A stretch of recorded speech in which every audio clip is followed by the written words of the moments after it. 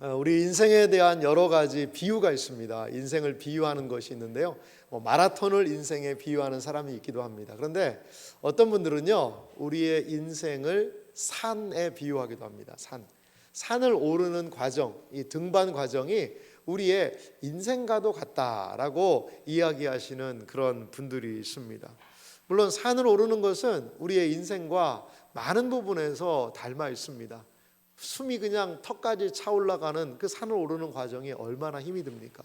하지만 정상에 올랐을 때 느끼는 그 쾌감은 이루 말할 수 없겠죠. 제가 그림을 하나 준비해 봤는데요, 이 산에 올라가는 모습을 이렇게 멋지게 그림이 있더라고요. 참 멋있죠. 근데 저 꼭대기까지 어떻게 올라가려나 모르겠어요. 앞으로 산이 참 굽이굽이 많은데 말이죠. 그런데요, 분명히 우리의 인생이라는 것이 산을 올라가는 거하고도 비슷하게 닮아 있지만 우리의 삶을 더 닮은 게 있는 것 같아요. 그것은 광야가 아닐까 생각이 듭니다. 제가 광야 사진도 준비해 봤는데요, 어딘지는 잘 모르는데 이렇게 검색을 해봤더니 이런 광야가 나오더라고요. 몇 사람들이 터벅터벅 먼지 나는 저 길을 걸어가고 있지 않습니까? 풀 한 폭이 자라지 않는 저 광야, 이 길을 계속 걸어가는 거죠. 여러분, 산을 오른다는 것은요, 어떠한 산은 목표가 있을까요? 산을 정복하는 것이 목표죠. 근데 산은 사실요, 어느 지역에 어떤 어려움이 있다는 것을 다 미리 예측이 가능한 것 같아요. 하지만 광야라는 것은 어디에 뭐가 있는지 잘 몰라요, 사실은. 그리고 길이 있다가도요, 길이 끊어지고 없어요. 분명히 이렇게 걸어가는데도 불구하고 어제와 다르고, 어제도 걸어왔는데 오늘이 다르고요, 내일이 어떻게 될지 모르는 불확실함이 가득 찬 곳이 바로 광야라는 거죠. 산은 정복하는 것이 목표라면 광야의 목표는 뭔지 아세요? 통과하는 게 목표입니다. 20대, 30대 한참 혈기왕성할 때는 무엇인가 정복하고 산을 오르는 것이 인생이 아닌가 생각이 들 수 있어요. 하지만 인생에 연륜이 있는 분들께 가만히 여쭤보면요, 정복하고 성취하는 것도 인생에서 중요한 일이지만 무사히 통과하는 게, 무사히 무탈하게 통과하는 것이 우리의 인생에 더 중요한 가치가 아닌가라고 많은 분들이 말씀하고 계십니다. 이러한 불확실한 광야에서 어떻게 그러면 우리는 생존할 수 있을까요? 광야를 살아가는 신자의 삶의 방식은 과연 무엇일까요? 저는 앞으로 한 몇 주간에 걸쳐서 이 광야에 관한 이야기를 성경의 말씀을 통하여 함께 나누고자 합니다. 그리고 우리 사랑하는 성도님들을, 인생의 광야로 살고 있는 분들을 이 광야의 자리로 초대합니다. 그리고 이 광야에서 우리가 어떻게 믿음으로 반응해야 할지를 하나님의 말씀을 통하여 은혜 받기를 간절히 소망합니다. 여러분, 광야는 어떤 곳일까요? 성경에 광야가 여러 군데 등장하는데요, 광야 하면 생각나는 것은 이스라엘 백성들입니다. 이스라엘 백성이 출애굽하자마자 그들은 바로 가나안 땅에 들어간 게 아니었어요. 약 40년 동안의 광야 생활을 이스라엘 백성들이 했던 것을 우리는 알 수 있습니다. 광야하면 떠오르는 사람들이 바로 이스라엘 백성들이지요. 그러면 이스라엘 백성들은 광야에 대해서 어떻게 생각을 했을까요? 출애굽기 15장 22절 말씀 보니까요, 이 사람들이 들어갔던 광야를 이렇게 표현합니다. 모세가 홍해에서 이스라엘을 인도하매 그들이 나와서 수르 광야로 들어가서 거기서 사흘 길을 걸었으나 물을 얻지 못하고. 이건 어떤 배경이 있냐면요, 이스라엘 백성이 출애굽을 한 다음에요, 홍해 바다를 만납니다. 홍해 바다를 어떻게 건넜습니까? 배 타고 건너지 않았잖아요. 하나님이 그 물을 갈라지게 하시고요, 그 물을 갈라지게 하신 그 마른 땅을 이들이 저벅저벅 걸어갔습니다. 여러분, 얼마나 놀라운 역사입니까? 따라오던 애굽 병사들은요, 그 홍해 바닷물에 수장되고 말았어요. 이러한 놀라운 하나님의 이적의 역사를 경험하고 걸어가기 시작한 지 며칠이 됐을까요? 모세가 홍해에서 이스라엘을 인도하려면 그들이 나와 수르 광야로 돌아가서 거기서 며칠이요? 사흘이에요, 사흘. 바로 15장 바로 앞에 등장한 것이 홍해바다 사건이거든요. 홍해바다의 놀라운 것을 경험하고 하나님을 찬양하고요. 며칠 걸어갔어요? 사흘 길을 걸어갔습니다. 그런데 이스라엘 백성들이 광야 한 3일간 걸어간 다음에 한 말이 뭔지 아세요? 24절은 이렇게 말합니다. 같이 읽어볼까요? 백성이 모세에게 원망하여 이르되 우리가 무엇을 마실까 하매. 한 3일만 걸어가면 하나님께서 그 놀라운 역사를 행하신 것을 깡그리 잃어버리고 불평하고 원망하게 되는 곳이 어디라는 거죠? 광야라는 거예요. 광야는 이렇게 힘들고 어려운 장소라는 겁니다. 민수기 21장 4절도 보니까요, 이스라엘 백성들의 여정을 이렇게 소개합니다. 백성이 호르산에서 출발하여 홍해길을 따라 에돔 땅을 우회하려 하다가 길로 말미암아 백성의 마음이 상하니라. 민수기는요, 이스라엘 백성이 광야를 여정한 그 이야기입니다. 그래서 민수기에 다른 말을 이렇게 표현한 분도 계시더라고요. 광야 방랑기다. 민수기는 광야 방랑기라는 거죠. 참 어울리는 표현 같아요. 그런데 길로 말미암아 그 광야의 길을 걸어가는 게 너무 힘들었던 것 같아요. 그래서 백성의 마음이 상했습니다. 그러자 5절에 백성인들이 마음이 상하자 이렇게 이야기해요. 백성이 하나님과 모세를 향하여 원망하되 어찌하여 우리를 애굽에서 인도해내어 이 광야에서 죽게 하는가. 이곳에는 먹을 것도 없고 물도 없도다. 우리 마음이 이 하찮은 음식을 싫어하노라 하매. 광야의 길이 거칠고 힘드니까 이 사람들이 원망합니다. 처음에는 모세한테만 했는데요, 이제 대놓고 누구한테까지요? 하나님과 모세를 향하여 하나님께도 막 원망을 하는 거예요. 하나님이 이렇게 우리를 힘들게 합니까? 이러면서 원망합니다. 여기에는 먹을 것도 없고 물도 없습니다. 우리가 여기서 죽게 생겼습니다. 이 하찮은 음식이라는 것은요, 만나를 얘기해요. 만나는 질렸다는 거죠. 좀 맛있는 걸 먹고 싶다라는 거죠. 이렇게 광야는 고통스럽고 힘든 길이라는 거죠. 먹을 것을 찾기 힘듭니다. 광야에서는요, 농사를 지을 수가 없어요. 그리고요, 이 광야는요, 농사를 지을 수 없다는 것은 열매를 거둘 수 없다는 것이거든요. 한마디로 없음의 땅이 바로 광야라는 것이요. 결핍, 궁핍의 땅이 바로 광야라고 성경은 소개하고 있습니다. 하나님께서는요, 종종 우리의 삶을 광야로 내모실 때가 있어요. 사막과 같고 목이 마르고 사람들이 살지 않는 그 땅으로 우리의 인생을 이렇게 인도하실 때가 있다는 거죠. 때때로 이 땅에서의 풍성함을 단절하고 결핍, 부족으로, 아니 없음의 땅으로 우리가 나아갈 때가 있다는 겁니다. 잘 나가던 직장, 사업이요, 어려움을 당하기도 합니다. 경제적인 어려움이 우리에게 광야와 같은 고통을 주기도 하죠. 인간관계를 자신하고 나는 인간관계 하나만은 잘하고 있다라고 생각하고 살고 있는데 그 인간관계에 문제가 발생합니다. 전혀 예측하지 못한 일들이 우리의 인생을 찾아옵니다. 나름대로 대비하고 계획하고 살아가고 있다라고 생각을 하고 있었는데 예기치 못하는 일들이 우리의 인생의 문 앞에 서 있습니다. 건강에 적신호, 끝을 모르는 외로움, 고독, 허무한 생각들, 이런 것들이 우리에게 몰려옵니다. 하나님과의 친밀함을 누리며 살았는데 기도해도 예배를 드려도 하나님과의 그 친밀한 교제가 다시 회복되지 못하고 하나님께 차가운 거절감을 경험하기도 합니다. 은혜를 상실하고 메마른 땅을 걸어가는 것과 같은 그러한 광야의 때가 우리의 인생에도 찾아온다라는 거죠. 사랑하는 성도 여러분, 이러한 상황이 우리에게 다가올 때 놀라지 마십시오. 성경은 이러한 상황을 우리에게 이렇게 표현합니다. 지금 우리는 광야에 서 있는 것입니다. 그것이 바로 광야에 서 있는 모습이라는 것입니다. 혹시 지금 내가 서 있는 곳이 광야구나 라고 생각하고 계시는 분이 계십니까?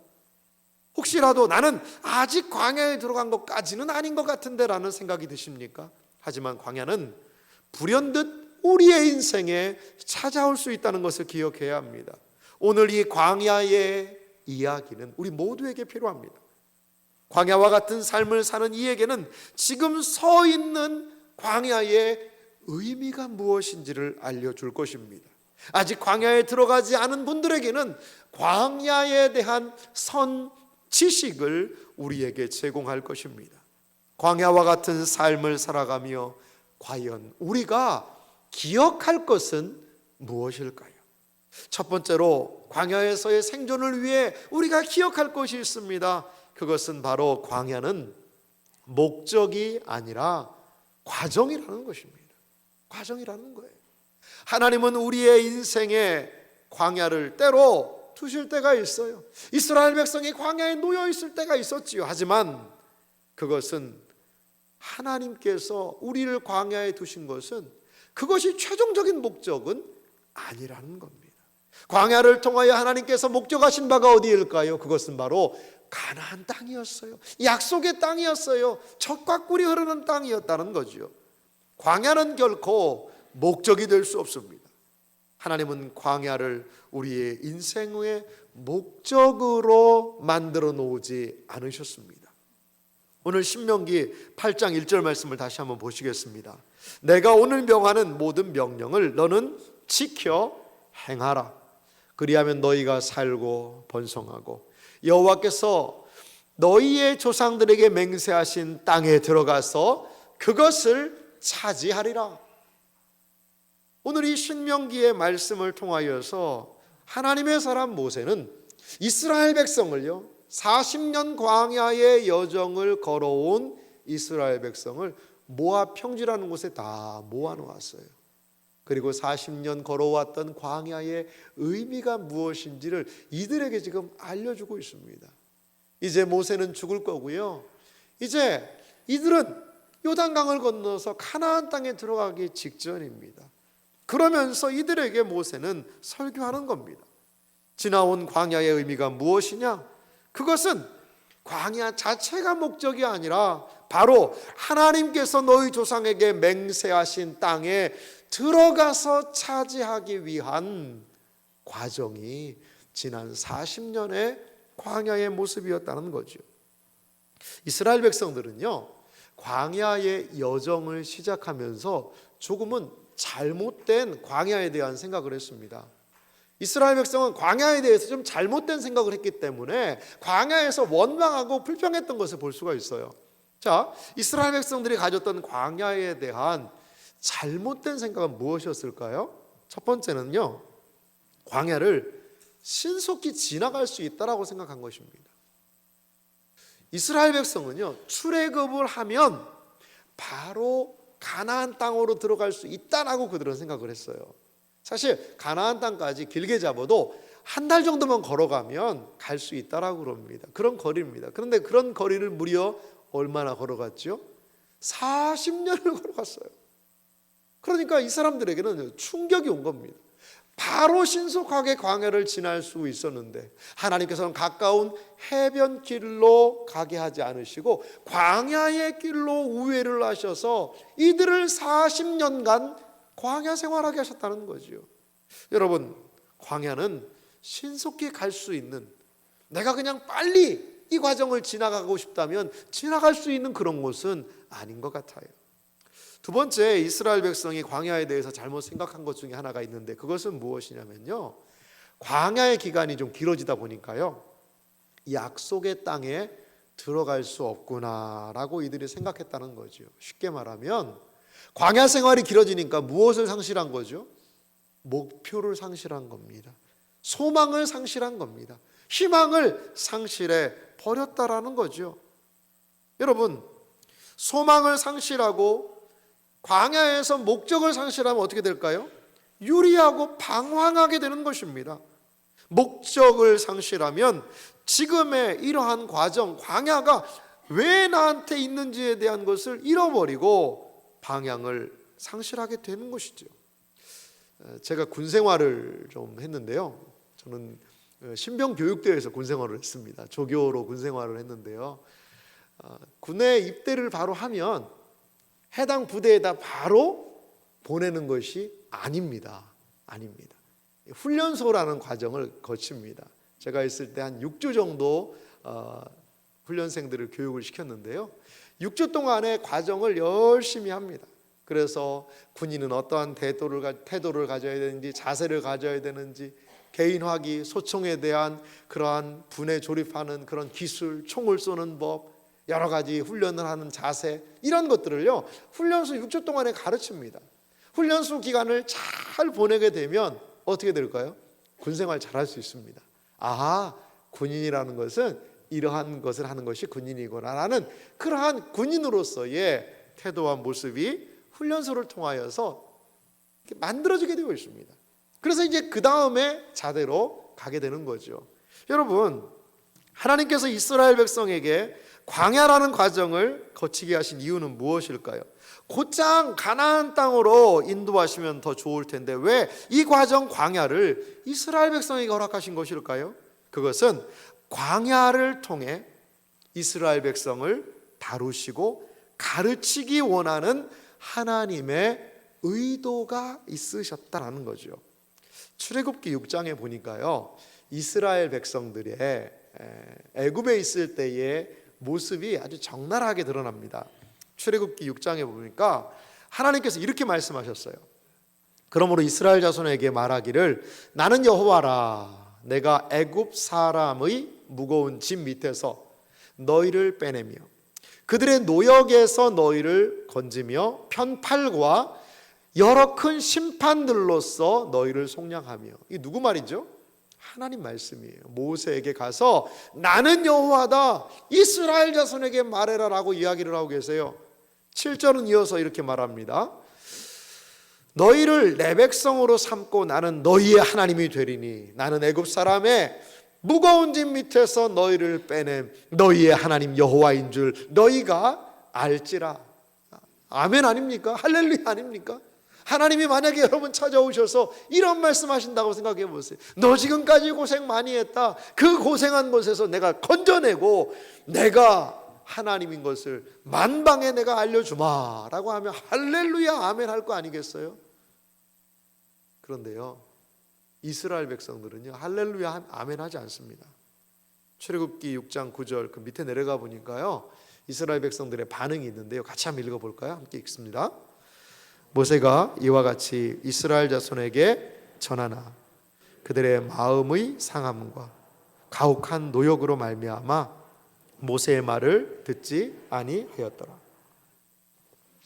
이스라엘 백성들은요 아무리 하나님이 말씀하셔도요 그 말씀을 못 믿겠다라는 거죠. 지금 하나님보다 더 센 분이 계세요. 누구예요? 그들을 다스리고 있는 왕 바로라는 거죠. 바로. 하나님에 대한 불신앙이 그들에게 있고요, 하나님 말보다 바로를 더 따른다는 것은요 그들이 바로의 뭐라는 거죠? 종이라는 겁니다. 종.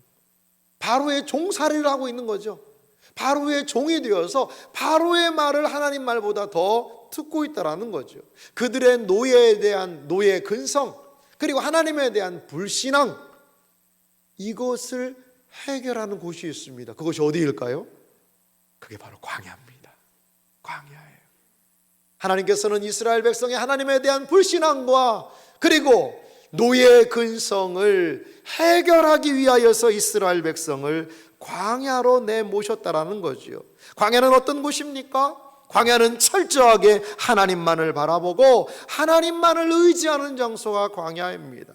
이스라엘 백성에게 광야는 애굽의 노예 근성, 하나님에 대한 불신앙을 철저히 몰아내는 장소가 바로 광야였다라는 거죠.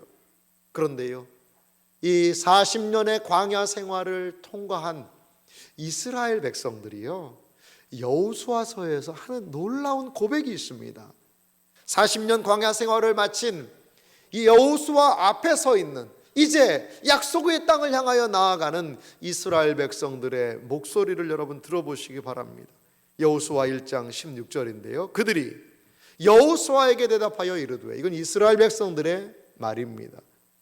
당신이 우리에게 명령하시는 것은 우리가 다 행할 것이에요. 당신이 우리를 보내시는 곳에는 우리가 가리이다. 여러분, 40년 전에 이 사람들은 모세 말 안 들었습니다. 하나님 믿지 않았습니다. 그런데 40년의 광야의 여정을 마친 이후에 가나안 땅에 들어가기 전에 여호수아가 말하니까, 여호수아의 그 말에 이스라엘 백성은 당신이 우리에게 명령하신 것을 우리가 다 행하겠습니다. 이러한 순종의 세대로 변모되었다라는 거죠. 18절 말씀을 이어서 말합니다. 누구든지 당신의 명령을 거역하며 당신의 말씀을 순종하지 아니하는 자는 죽임을 당하리니 오직 강하고 담대하소서. 아멘. 광야의 40년의 여정이 이들을 이렇게 순종의 세대로 바꾸어 놓았습니다. 하나님께 철저히 순종하는 믿음의 세대로 이스라엘 백성들은 다시 태어났다라는 거죠. 가나안은 믿음이 있는 자들이 들어가는 곳입니다. 가나안은 믿음의 사람들에게 믿음의 역사를 기대할 수 있는 곳이기에 이들에게 광야의 과정을 통하여 믿음을 갖도록 했다라는 것입니다. 사랑하는 성도 여러분, 광야는 결코 우리의 인생의 최종 목적지는 아닙니다. 하나님은 광야의 과정을 통해 우리에게 하지만 의도하신 것이 있어요. 그 의도하신 모든 것들, 광야를 통하여서 이스라엘 백성이 약속의 땅 가나안에 부합한 사람으로 변화되듯이 이 광야의 여정을 통하여 우리의 모든 생애와 삶이 하나님 보시기에 더욱더 온전한 사람이 되기를 간절히 소망합니다. 광야는 목표가 아니라 우리의 과정임을 기억하며 그 과정을 넉넉히 감당하는 은혜의 역사가 있기를 간절히 소망합니다. 두 번째로, 광야에서 어떻게 생존할 수 있을까요? 그것은 바로 광야에서 가져야 되는 중요한 태도가 하나 있어요.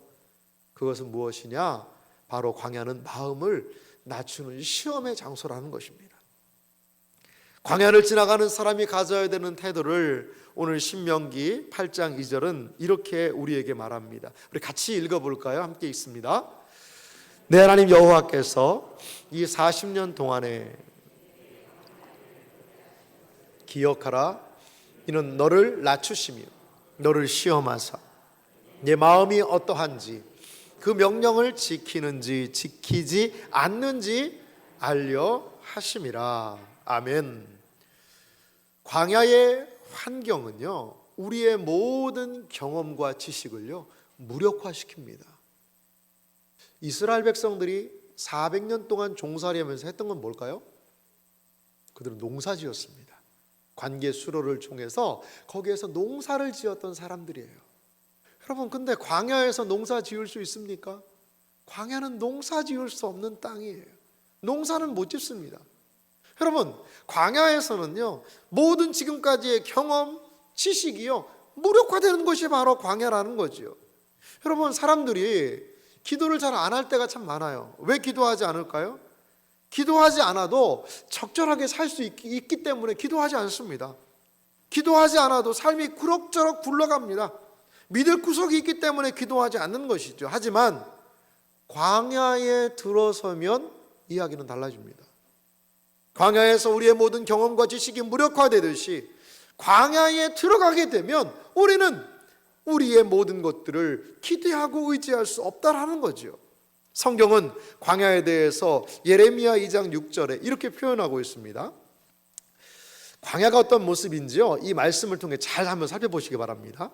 그들이 우리를 애굽 땅에서 인도하여 내시고 광야 곧 사막과 구덩이의 땅, 건조하고 사망의 그늘진 땅, 사람이 그곳으로 다니지 아니하고 그곳에 사람이 거주하지 아니하는 땅을 우리가 통과하게 하시던 여호와께서 어디 계시냐고 말하지 아니하였도다. 예레미야는요 이 이스라엘 백성들에게 하나님의 말씀을 증거하면서 광야에 대한 아주 중요한 세 가지 이야기를 하고 있습니다. 먼저 광야는 어떤 곳이죠? 사막과 구덩이의 땅이라는 거죠. 두 번째로 광야는 어떤 곳입니까? 사망의 그늘진 땅이에요. 건조하고. 그리고 사람이 살지 못합니다. 여러분, 광야에는 구덩이가 또 많아가지고요, 거기에 잘못 빠지면, 수레라든지 가축이 빠지면요, 거기에 나오는 게 너무나 힘들어요.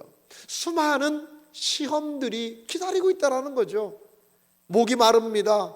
그리고 목이 마르고 마시지 못하면 굶어 죽어요. 광야에서 길을 잃은 짐승들은요, 말라서 죽어버리는 그런 곳이 바로 사망의 그늘진 땅, 광야의 모습이라는 거죠. 그래서 결국 광야는요, 사람이 살기에는 부적합한 땅, 그래서 사람이 없기에 외롭고 고독한 땅이 바로 광야라고 예레미야 선지자는 말하고 있는 것입니다. 하나님께서 이 장소를 통해 우리에게 기대하시는 것이 있습니다. 이 어려움의 장소를 통해 기대하는 것은 무엇일까요? 그것은 바로 우리를 낮추시는 것이라는 거죠. 하나님은 광야를 통해 우리가 더욱 철저히 낮아지고 겸손하게 되기를 원하신다라는 것입니다. 성경에 많은 사람들은 어떤 사람들입니까? 하나님은 결코 교만한 사람을 쓰지 않으세요. 그리고 그 교만을 하나님은 꺾으시는데 하나님만큼 교만을 잘 꺾는 분이 안 계세요. 구약의 사람들을 보시기 바랍니다. 요셉은 어떠합니까? 요셉은 채색 옷을 입고 아버지의 사랑을 듬뿍 받으면서 형들한테 조금 함부로한 그런 모습들이 보여요. 하지만 종살이와 옥살이를 통하여 하나님은 요셉을 낮추시는 것을 볼 수가 있습니다. 여러분, 모세는 어떻습니까? 애굽의 왕자로 그 자신의 힘을 가지고 무엇을 해보겠다라고 그는 혈기를 부렸습니다. 하지만 모세는 살인자가 되어 도피자가 되었고 광야에서 40년간을 머무르는 그러한 낮아진 인생이 되었죠. 왕이 된 이후에 스스로 높아져서 자신의 힘으로 정욕을 탐했던 다윗, 그 다윗은 간음자, 살인자가 되어 만인 앞에서 부끄럽고 낮아진 존재가 되었다라는 겁니다. 하나님은 우리가 하나님 없이는 아무것도 할 수 없는 자가 되기를 원하고 계십니다. 철저하게 하나님을 의지하는 자가 되게 하기를 하나님은 원하신다는 것을 여러분 믿으시기 바랍니다. 사랑하는 성도 여러분, 때때로 가고 싶었던 대학에 우리 가지 못할 때도 있어요. 열심히 다니던 직장, 사업에서 실패하기도 합니다. 사랑하는 사람으로부터 거절당하기도 하고요, 부끄러운 일로 인해서 사람들의 입에 오르내리기도 합니다. 그러나 이 모든 일을 통해 우리는 우리 자신을 더 정직하게 바라보게 되는 거예요. 언제나 하나님과 사람 앞에서 스스로 낮추는 법을 우리는 이 모든 과정을 통하여 배우게 됩니다. 광야는 겸손을 배우고 겸손하게 하나님을 의지하며 살아가는 곳입니다. 광야를 통해 더욱더 철저히 낮아지고 겸손하게 되는 우리들이 되기를, 우리들의 삶이 되기를 주님의 이름으로 간절히 소망합니다. 광야는 오직 겸손함을 가지고 통과할 수 있습니다. 마지막 세 번째로 살펴볼 수 있는 광야의 모습이 있어요. 광야에서 어떻게 우리는 살아갈 수 있을까요? 바로 광야는 말씀으로 살아가야 하는 현장이라는 것입니다. 이스라엘 백성이 40년 광야 생활을 통하여서 절실하게 깨달은 것이 있습니다. 그것은 무엇입니까? 사람이 떡으로만 사는 것이 아니라는 거예요. 신명기 8장 3절 말씀을 우리 한 목소리로 같이 읽어보겠습니다. 너를 낮추시며 너를 줄이게 하시며 또 너도 알지 못하며 내 조상들도 알지 못하던 만나를 내게 먹이신 것은 사람이 떡으로만 사는 것이 아니요 여호와의 입에서 나오는 모든 말씀으로 사는 줄을 내가 알게 하려 하심이라. 아멘. 그렇습니다. 광야에는요 떡이 없습니다. 고기도 없어요.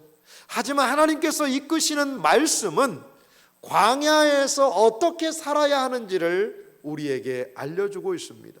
광야는 철저하게 하나님의 말씀을 의지하고 신뢰하며 통과하는 곳이 바로 광야입니다. 신자에게 주어진 광야는 오직 하나님의 말씀으로만 지나갈 수 있다는 것을 여러분 믿으시기 바랍니다. 광야의 시험을 멋지게 통과한 예수님의 이야기는 광야의 삶을 살아가는 우리에게 큰 도전을 주고 있습니다. 마태복음 4장 1절 말씀부터 보면은요, 예수님이 광야의 시험을 어떻게 통과하셨는지를 우리에게 이렇게 말씀해 주고 있습니다. 그때 예수께서 성령에게 이끌리어 마귀에게 시험을 받으러 광야로 가사. 예수님이 광야로 가셨다라고 성경이 말합니다. 2절은 말하는데요, 40일을 밤낮으로 금식하신 후에 줄이신지라. 여기서 40이라는 숫자가 참 중요한데요, 예수님은 40일간 광야에서 줄이셨다라고 얘기를 하고 있어요. 이것은 무엇을 상징하느냐? 이스라엘 백성하고 비슷하죠. 이스라엘 백성은 몇 년이었죠? 40년을 광야에서 이 사람들은 좀 줄인 부분이 분명히 있어요. 예수님과 이스라엘 백성의 모습이 상당히 유사합니다. 3절 보면요, 시험하는 자가 예수께 나와 이르되 내가 만일 하나님의 아들이거든 명하여 이 돌들로 떡덩이가 되게 하라. 이 시험하는 자는 사탄, 마귀라고 성경은 말하고 있습니다. 무엇을 시험하느냐면 이 돌들로 떡덩이가 되게 하라는 거죠. 예수님은 하나님의 아들이셨기 때문에 능력이 있으셨고요, 광야의 돌들, 이 광야의 돌들이요, 갈색, 젓갈색이라고 그래요. 그래서 무엇과 비슷하냐면 갓 구워낸 빵하고 모양이 비슷하다고 그래요. 모양도 비슷한 이 빵을, 이 돌들을 빵으로 만들어서 좀 먹으라는 거죠. 배고프니까 말이죠. 여러분, 예수님 그거 하실 수 있어요, 없어요? 하실 수 있죠. 능력이 있으십니다. 그런데 이게 왜 시험일까요? 예수님의 능력을 예수님 자신을 위하여서 사용하는 것이 아니라는 것을 예수님은 아셨어요. 예수님이 이 세상에 오신 것은 아버지 하나님의 뜻을 행하러 오셨다는 것을 아셨다라는 거죠. 만약에 예수님께서 광야에서 그렇게 말씀대로 이 마귀의 유혹대로 돌멩이 가지고 떡 만들어 먹었다면 아마 예수님은요, 갈보리의 십자가를 오르지 못하셨을 거예요. 예수님이 이 세상에 오신 것은 무엇 때문에요? 오직 하나님의 뜻을 따라 순종하기 위하여 오셨다는 거죠. 하나님에 대한 신뢰와 순종을 어디에서요? 이 광야에서 보여주어야 했다는 것입니다. 이스라엘 백성들은 광야에서 주님께 온전히 순종하지 못했어요. 신뢰하지 못했어요. 그래서 광야에서 자빠지고 쓰러지며 수많은 사람들이 죽어갔습니다. 하지만 예수님은 그 광야에서 먹을 것 문제를 스스로 해결할 수 있음에도 불구하고 그것을 참으시고 광야에서 철저히 하나님의 뜻, 하나님의 말씀에 순종하셨다라는 거죠. 마태복음 4장 4절 말씀을 우리 같이 한번 읽어볼까요? 함께 읽겠습니다. 예수께서 대답하여 이르시되 기록되었으되 사람이 떡으로만 살 것이 아니요 하나님의 입으로부터 나오는 모든 말씀으로 살 것이라 하였느니라 하시니. 아멘. 예수님은 오늘 우리가 읽었던 신명기 8장 3절 말씀을 인용하시며 무엇을 가지고 광야에서 살 수 있는지를 말씀하고 계십니다. 광야의 삶은 하나님을 의지하고 떡으로 사는 것이 아니고 하나님의 말씀으로 산다라는 것을 이야기하시며 예수님은 마귀의 사탄의 시험을 이겨내셨습니다. 인간의 소리, 욕망의 소리를 잠재우고 오직 하나님의 음성만을 들어야 하는 곳이 있습니다. 그곳이 바로 광야라는 것이지요. 고난의 광야를 하나님의 말씀으로 순종하신 예수님이 계심을 여러분 기억하시기 바랍니다. 히브리서 5장 8절에 보니까요, 고난을 통하여 그 광야에서 순종하신 예수님에 대해서 이렇게 표현하고 있어요. 그가 아들이시면서도 받으신 고난으로 순종함을 배워서 하나님의 말씀에 철저히 순종하셔서 9절 말씀은 같이 읽어봅시다. 함께 읽습니다. 온전하게 되셨은즉 자기에게 순종하는 모든 자에게 영원한 구원의 근원이 되시고. 아멘. 광야에 순종하신 예수님은 우리의 영원한 구원의 근원이 되셨다라는 것입니다. 광야에서 말씀에 순종하신 예수님이 우리 믿는 모든 자의 영원한 구원의 토대임을 여러분 믿으시기 바랍니다. 광야는 철저하게 하나님의 말씀을 듣고 그 말씀에 순종하는 것입니다. 광야에서 들어야 하는 소리는 욕망을 채우는 소리가 아니라 오직 주님의 음성입니다. 우리는 3월부터 양육훈련을 시작합니다. 제자훈련, 교리반, 성경의 맥, 말씀 묵상. 하나님의 말씀을 알아가는 게요 참 쉽진 않아요. 하지만 광야를 지나는 사람들에게 하나님의 말씀은 내가 어디에 서 있으며 지금이 어디고 어떻게 나아가야 할지를 더 선명하고 분명하게 우리에게 알려주게 될 줄 믿습니다. 광야를 자신의 방식으로 해석하지 마십시오. 광야를, 이 어려움을 그냥 단순하게 빨리 끝내려고만 하지 마십시오. 광야의 의미는 하나님 앞에서 온전하게 드러날 것입니다. 말씀 앞으로 우리를 인도하고 말씀 속으로 우리의 삶을 맡길 때에 광야의 온전한 의미, 그리고 그 광야를 통한 하나님의 뜻이 우리에게 선명하게 드러나게 될 줄 믿습니다. 사랑하는 성도 여러분, 광야에 살리는 말씀이 있습니다. 인생의 광야를 지나고 계십니까? 인생의 광야에서 어디로 갈지 몰라 방황하고 있습니까? 하나님의 선명한 말씀을 붙드십시오. 비록 광야라도 말씀하시고 인도하시는 하나님을 의지하십시오. 오직 하나님의 은혜 안에서 우리에게 주어진 이 모든 광야를 넉넉하게 통과하게 될 줄 믿습니다.